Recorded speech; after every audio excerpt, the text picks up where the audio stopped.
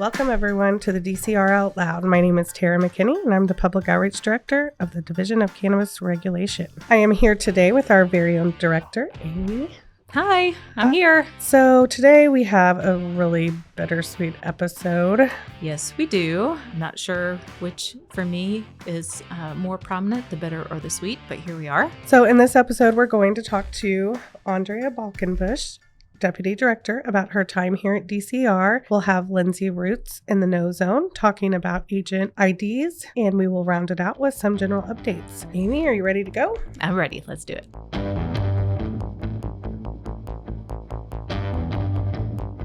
So, about Andrea, I joked that when I received the email in my mailbox that I about fell out of my chair and spit my water out all at the same time. I remember receiving that message. I was a little shocked, but in reality, it wasn't really new news or a sudden decision, right? No, I think just about every decision Andrea makes is very well considered. We had talked about it a little bit before and just decided that that was the best time to announce. And yeah, it's like we said, bittersweet. Yeah, so let's stop talking about her like she's not sitting right with us. She is sitting right here. Hi, Andrea. Hello, Tara, Amy. Hello. So we're going to talk today about how you are abandoning us. I mean, retiring. Yes. And I mean that with the utmost, genuine, I don't really feel like you're abandoning us, but I have to give you a hard time. Yes. Sometimes it feels like I am abandoning, but yes, as Amy said, very well thought out and came to the conclusion a while back. And so I'm excited. And I'm excited for you as well. So how about we do a bit of a postmortem here to take a dramatic point of view. We have some questions for you. We'd like to glean a little bit from you on your way out the door. I'm sure there'll be a lot more of that in the coming days. But how about let's start really big.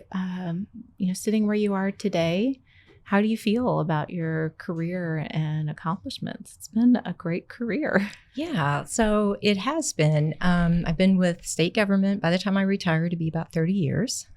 So it seems like a long time, although like everyone says, it kind of goes by quickly once you start looking back on it. Started in DED right out of college.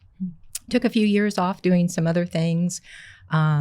Spent most of my time working with Department of Natural Resources, really cut my teeth on lots and lots of things there and really enjoyed doing new and different things there.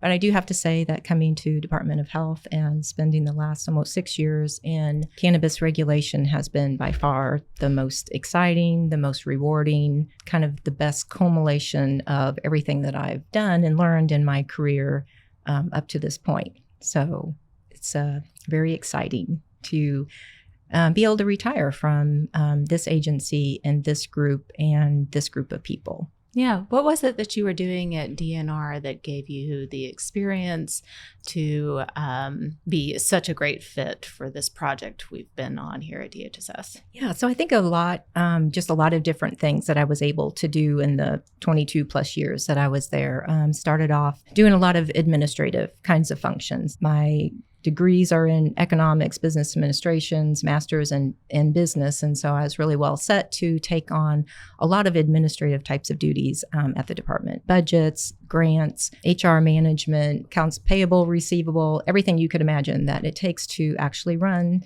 some kind of program. And I did that for many years. Then I was able to go into our director's office.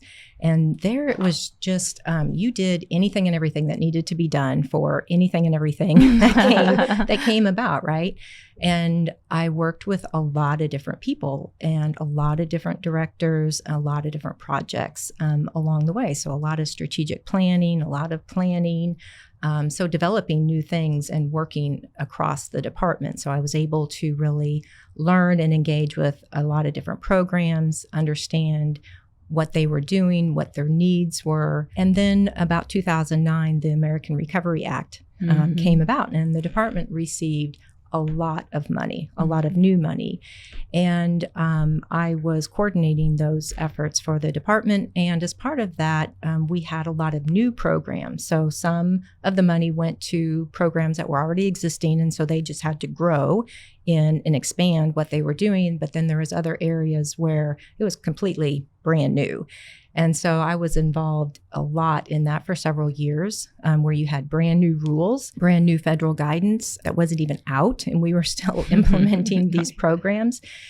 So that's a lot of that, I think, is why just that shifting constantly and working on brand new things that kind of led me into being just a really good fit, because I just knew how to work through things, solve problems, and it was all on some pretty tight deadlines, which is what we've certainly experienced here in DCR. Yeah, we talk a lot here about how unique it is to be in state government and get to be part of building something new. But you are one of those rare birds that had a lot of actual experience doing that unique thing.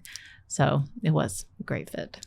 Yeah. So looking back on when you first started and now, whether that be your state government career or cannabis regulation, what have you learned along the way? So many things, but a few things that stand out to me is that no matter what kind of position that you're in, for myself individually or for any team that I've supervised or managed along the way, is you really have to have a mentality of I'm here to serve, right? So whenever I was in working with administrative kinds of functions and duties, you have to know that you're there to help make sure that everyone else that's doing the job, being out in the field or doing the scientific work that they were doing, that your job as an administrative person was to make sure that they had the resources and tools and knowledge to get the thing done that they needed to do, and how critically important that is. And so that meant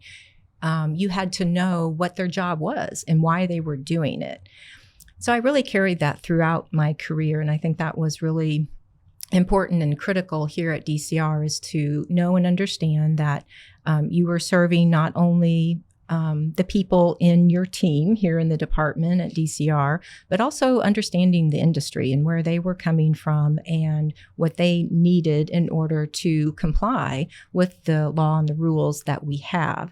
And so you can't be, go through any of these jobs with blinders on. You have to really be able to know and understand what your team needs, what the industry, in this case, what their needs are, and tie that all back into the rules and law that we have to function with. So it might be, well, this is the need and this is what I want to do. And you might have to come back and say, well, no, you can't do that because the statute or the law, the rule says this. But here, let's think about how we can make it work. And can we make it work? And does that make sense? So that's one of the things that I learned early on, that I just feel like I carried throughout my career. And I feel like has been very successful. Mm-hmm. I would say so. I think probably there are many people who don't realize how much that perspective has affected how we do our work here, because so often we do have to say, no, we can't do that particular thing because law, statute, rule. But that doesn't mean that we aren't also getting to the need or the goal another way. You didn't mention this, but I'll put it out there. I think you have a unique ability to think past the problem, the potential solution, to other potential questions that can lead us to another better solution. And that's been incredibly valuable for this program. Yeah, so that's actually been one of my most favorite things about this job is really kind of the strategy, thinking through solutions, being creative in what we do. So much, I think, in government, there's, you just feel like you have certain things that you can or can't do.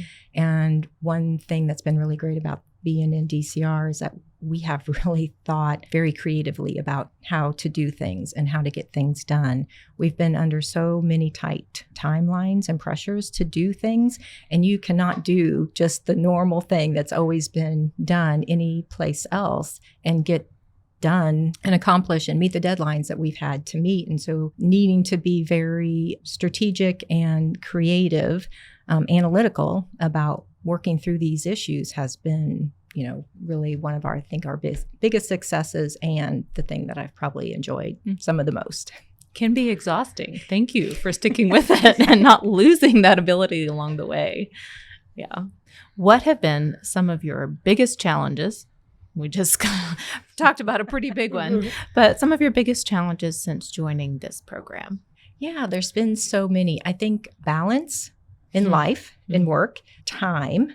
We just haven't been given a lot of time with our constitutional deadlines to accomplish the things that we've been given to do. And then some of the things that I think have been outside of our control, that we've just had to hope and pray that worked out. So I think balance for me, I'm kind of an all-in person, right? So if there's things to do and things to accomplish and problems to solve, I'm there. I'm very conscientious about being that bottleneck, not allowing things to progress or staff to be able to get things done, which just means a lot of work, right? A lot of mental and emotional energy and time. And it's, I know it's always supposed to be a marathon and not a sprint, but I feel like for the most part, it's been a sprint. And so I'm looking for some balance in life. And so, but that's been one of my biggest challenges.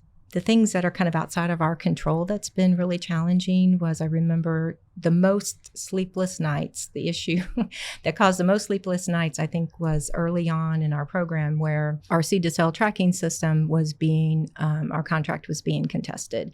And we just weren't sure for even months if we were going to have that system up and running in enough time to have our applications out and begin, processing, having our licensees become operational, because we had to have the seed-to-cell tracking system. They had to have that in order to function within the law and within our rules. And so if we didn't have that system, everything came to a screeching halt. So that was just a lot of time spent figuring out, like, what's plan B, what's plan C, what are we going to do, how can we make this work?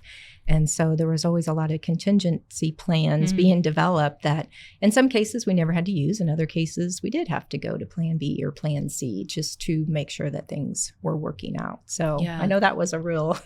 That one was super tough, because as many plan Bs and Cs and on down the alphabet we had, it was really hard to think. We had to have it. We had to have it. It was mandated by law, and nothing else worked without it. Right.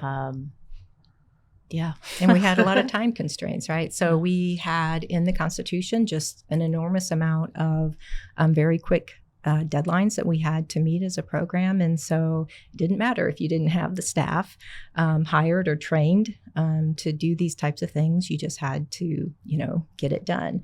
There was lots of people that saw emails from Amy or myself or other managers early in those years at 2:00 in the morning, 4:00 in the morning, just whenever we could. So I think time was a big challenge. I don't feel like any particular project or thing that we did was in and of itself challenging, like something that we couldn't do. It was just the time constraints, the system constraints, the resource constraints, that were on us. That was probably the most challenging to deal with. But one thing that I've said from the very beginning that makes this job, this position, the best I've ever experienced is I've never had the support system up the chain that I feel like we've had in getting this program up and going. Yes. The fact that our leadership trusted us to do our job, know what needed to be done,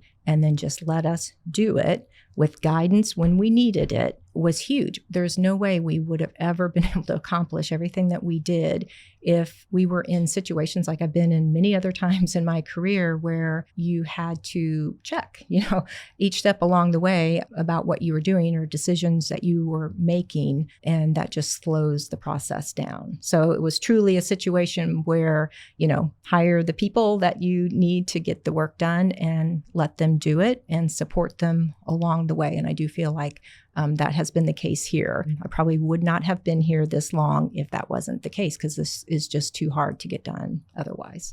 Yeah. It's always so great to get with you guys and listen to your storytelling, because I've only been here such a short time. And like thinking about both of you 6 years ago, like doing all of this. It's like sitting around a campfire with the good old days. The thing that I always like to say is like, Amy didn't even hire me. Like I've been her employee, direct report for almost 6 years, but she didn't even interview me or hire me. But yet, yeah, what a strange situation.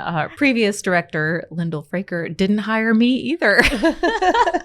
So our initial team was put together and it worked. Yeah, very well. So after that great storytelling, I know that you're going to miss us.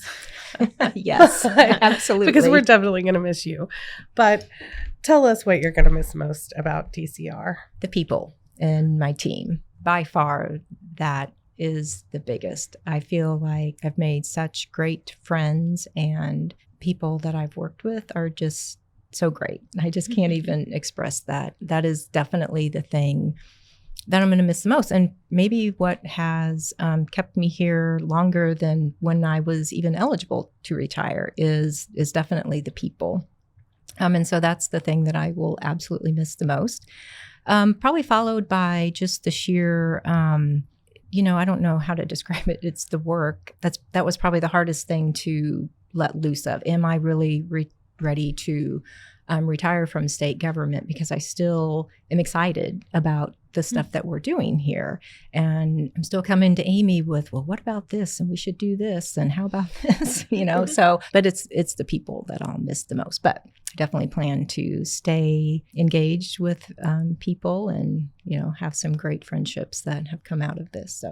So is there anything that you look back and think you wish you could have done more of? Yeah, there's always things that I wish I would have had more time for.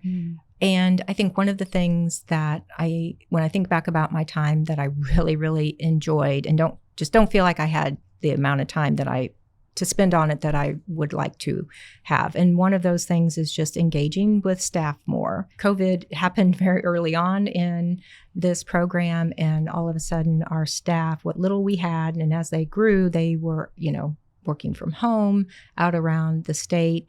And we lost a lot of opportunity, I think, early on to really engage with staff and talk to them. And those are just kind of some of the challenges that we've had, but not only with staff, but with the industry as well.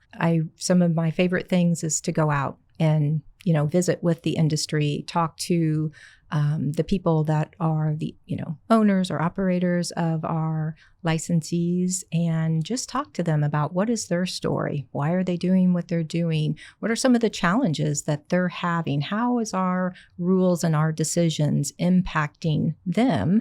And is that a opportunity for us to look at what we're doing a little bit differently while still following, the rules and the law. So that's one of the things that I wish I could have spent more time doing.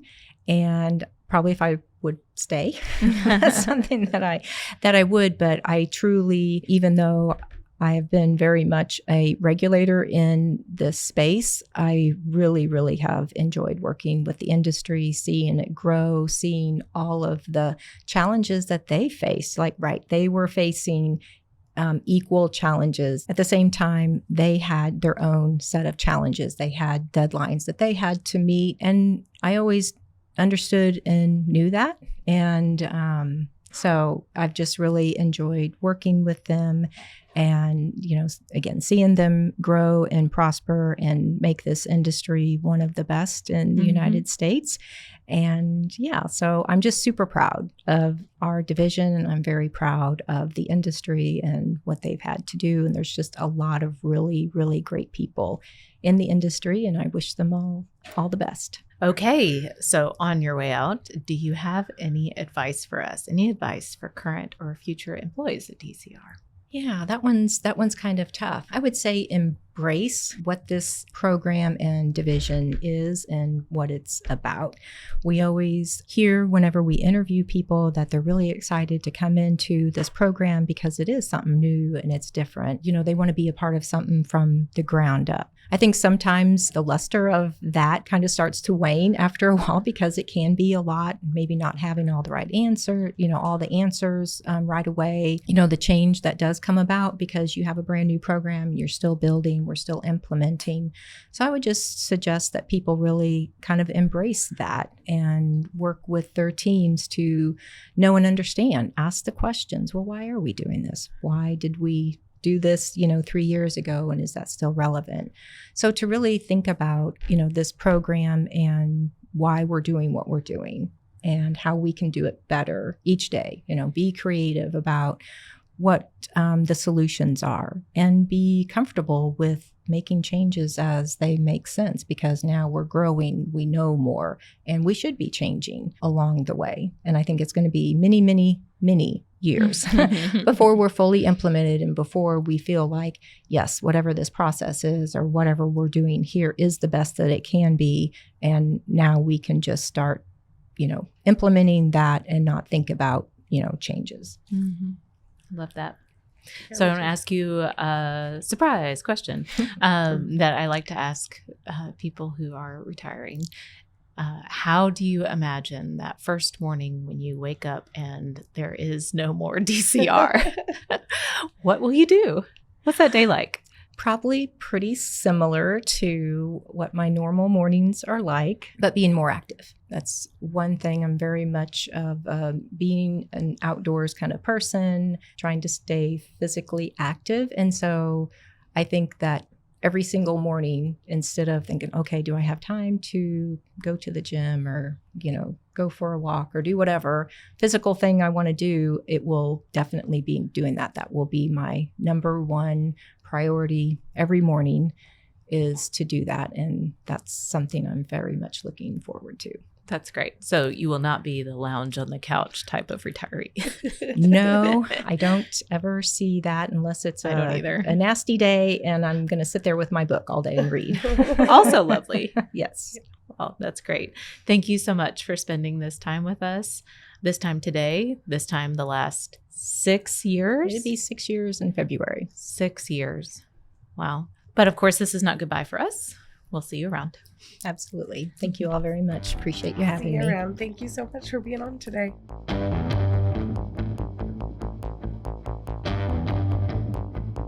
It's about that time. It is time. For the Know Zone, our monthly segment will keep you in the know. This month, Lindsay will be talking about facility agent IDs. Take it away, Lindsay. Thanks, Tara. This month on the Know Zone, we'll be talking about fingerprint submission for agent ID applications. DCR will resume the agent ID application fingerprint submission process on December 2nd of 2024. Following the FBI's approval of the department's statutory authority to review state and federal criminal background records, DCR is resuming fingerprint submission requirement of agent ID applicants to screen for disqualifying felony offenses. As part of the FBI's approval, the department has received a new 4-digit code for fingerprint submissions. Therefore, the code utilized under the medical program is no longer valid. Upon receipt of an agent ID application, applicants will receive an email from DCR with the new 4-digit code and further instructions, allowing them 2 weeks to submit their fingerprints. To reduce final processing timeframes, applicants should follow the instructions provided to submit fingerprints as soon as possible after receiving the email. Once that's done, notify DCR right away. Applications are considered incomplete until receipt of fingerprint submission results. Distribution of the 4-digit code and fingerprint submission instructions outside of the intended recipient is strictly prohibited. Additional information regarding fingerprint submissions for owner applicants, current owners, and active agent ID cardholders will be posted separately.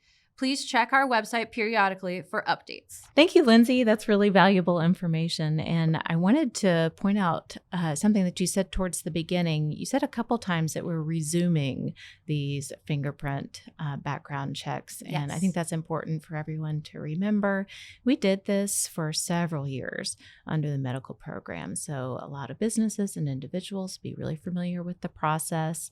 The key difference is under the adult use statute, that was passed and the process we have to follow now is we really can't be passing that code around. That's very important for compliance with this process. That code that we send will be for that individual and they can use it. That's great. But this code is not for passing around to other individuals. That's really going to be the only difference in the process. So everybody can just resume what we were always doing and carry on. Awesome. Make sure to tune in next month as Patient and Application Services will be here to talk about agent IDs for those that are currently working in the industry, and we'll have more information at that time. You could find information about agent IDs at cannabis.mo.gov. Thank you. Thanks, See you Lindsay. next month. See ya.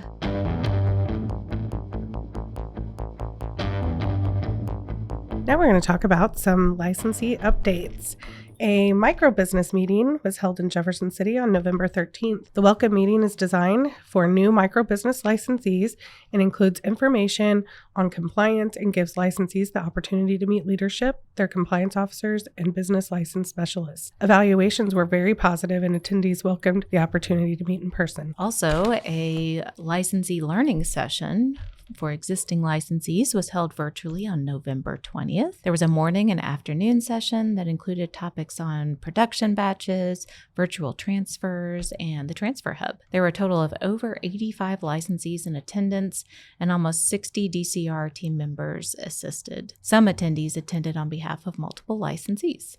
The session was designed based on feedback from licensees at the workshops that were held last summer. Many recommended virtual options. DCR encourages licensees to continue to provide feedback on learning topics, on learning environment, and more. To submit an idea, please email dcrdevelopment@health.mo.gov. Well, I think that wraps up this episode. We want to thank our listeners for tuning in with us today. We want to wish everyone a happy and safe holiday and New Year. Yeah, I guess we won't be back until the new year has started. I know it's always very cliche to be like, see you next year. but we're going to do it. See you next year. That's right. So there's lots of ways to stay informed between episodes. Subscribe to our email list to receive emails from DCR on various topics and customize them to your needs. I always tell people, if you're going to do one thing, please do this. It's a great way to get information. We're not going to bombard your email inbox, but it is a great way to stay informed on the latest. The Cannabis Connection newsletter is published quarterly. Your information linked to Missouri's Division of Cannabis Regulation. And for outreach events and more, visit cannabis.mo.gov and click on the DCR Communication and Resource tile. Yes, so many good resources. All right. Thanks, everybody. Have a good one.